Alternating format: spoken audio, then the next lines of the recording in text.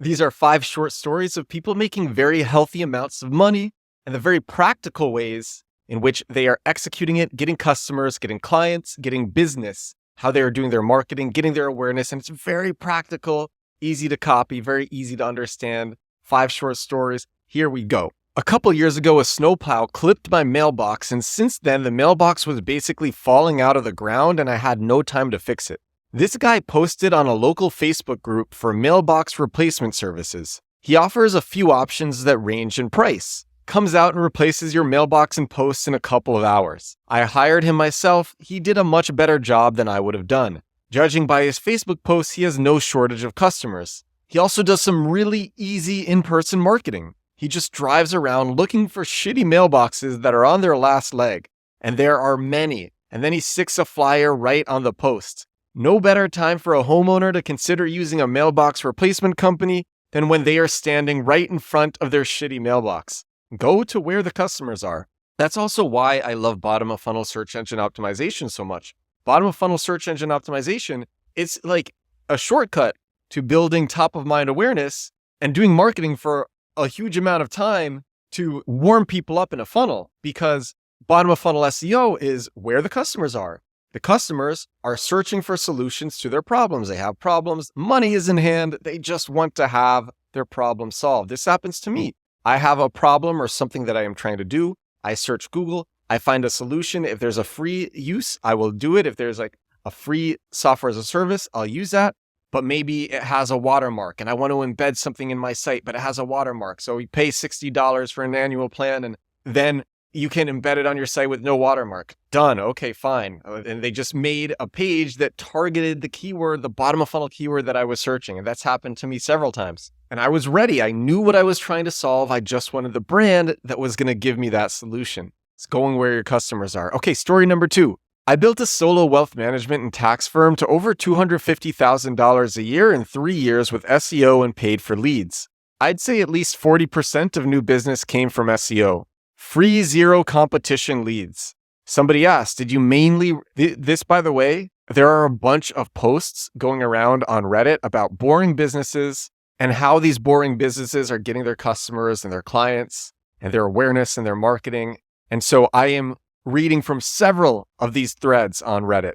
So somebody asked this wealth management and tax firm, the founder who built this, somebody says, did you mainly rank for local keywords to generate these leads? The person answers, person says, nah, I focused my efforts before selling my practice. So the practice eventually got acquired. I focused my efforts on niche topics where competition and volume weren't massive. My annual recurring revenue per household is $5,000 to $10,000 a year. So maybe 3 to 5 appointments a year for shit like alternative minimum tax, incentive stock options, passive activity rules, exit planning, etc. All were extremely doable.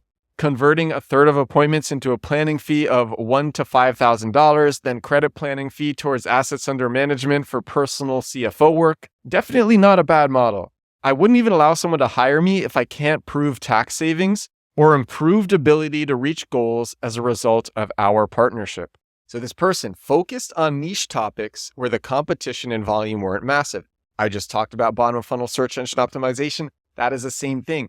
Bottom of funnel. I didn't even mean for this podcast, I promise, for this episode of the podcast to be bottom of funnel SEO focused, because I do preach bottom of funnel SEO all the time. It is the best form of SEO.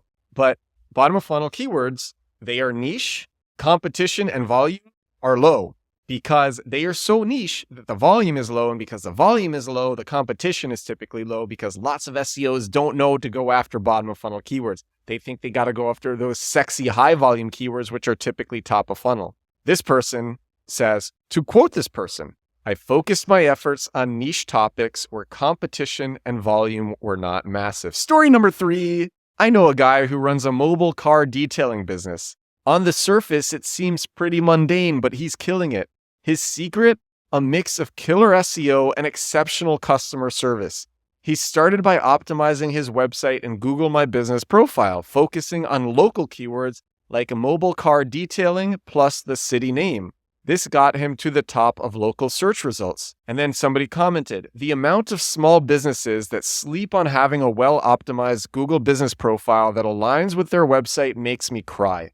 So then someone asked this person who wrote that. Someone said, what are some things to optimize for a Google business profile? Currently, Google says my Google business profile strength is good.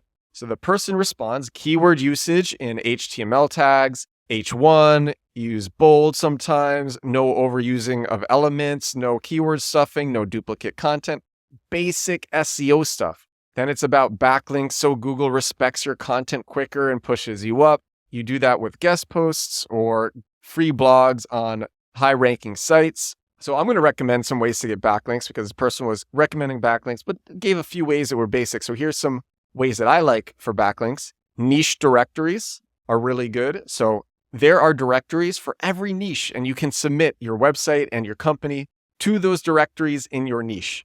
And then you can use language that is related to what you do and what you offer. Featured.com is journalists looking for experts to quote in their stories. And then typically you get a link, and typically that link also passes link juice. Not always, but sometimes it passes link juice, and you can get included in a lot of high authority publications that way. And then this one's a little bit dodgy, but I've seen it done really well. And it's announcing a planned stunt. So it's a big stunt in your niche that you have planned for the future. And you announce that stunt to journalists, and you make it really juicy so journalists can't help but report on it. For example, I talk about this all the time. This company, Neon Money Club, I think it's a private finance app. And they said, we are doing this app called Score. And it is a dating app for people with credit scores of over 675. You can't join unless you have a credit score of over 675. Here's the catch. I read the articles because it went viral and it got lots of articles written about it, but the journalists never actually used it. And you know why? I think it's because the app didn't even exist. But it was a juicy story and it got a ton of backlinks. And you can even see that on the website because Score shares all the press that they got. Score from Neon Money Club. If you search it, you'll get to the landing page and they share all the backlinks that they got.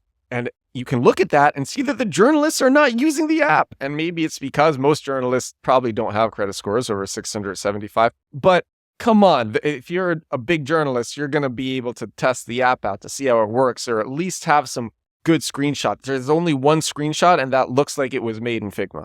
Does not look real. And like it's a sloppy Figma job. All right. Number 4, my business is quite boring. To get started, I spent $3,000 on a 10-foot by 10-foot exhibition booth and introduced myself to everyone I could at a boring industry expo. I got my first 10 customers from this weekend trip. I used the feedback from those first customers to optimize the offering. Then I began a laser-focused Google Ads campaign, which only targets keywords used by people looking to buy the service I provide.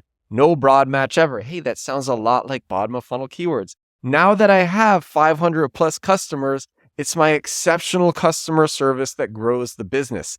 I answer emails in 15 minutes or less, and I take the same amount of time and care for both large and small customers. This leads to word of mouth and splinter growth. Splinter growth is when an employee leaves one company and goes to another, bringing you along. This is boring B2B SaaS. Somebody asked this person, do you not have any work that takes longer than 15 minutes of focus? I'm just curious how you are responding to emails that quickly. The person responded, I outsourced a virtual assistant and gave him specific instructions on how to reply in certain scenarios. It's not an absolute since I'm business to business. I only answer during business hours, and if my virtual assistant can't step in, it may take an hour. The point is, your potential customers have fired off a quote request to 5 other companies that day. Don't be the guy who responds tomorrow or never. Being responsive in this digital world holds a lot of sway. And now the final one, and I like this final one because it ties us back to the first one. Hopefully your boring business solves a pain. Simply be where your customers are.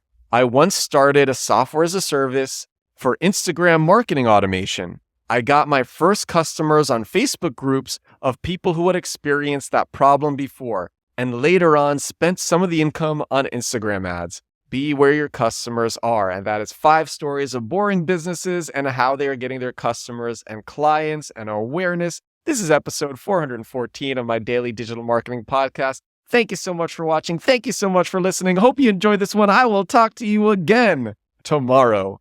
Bye now.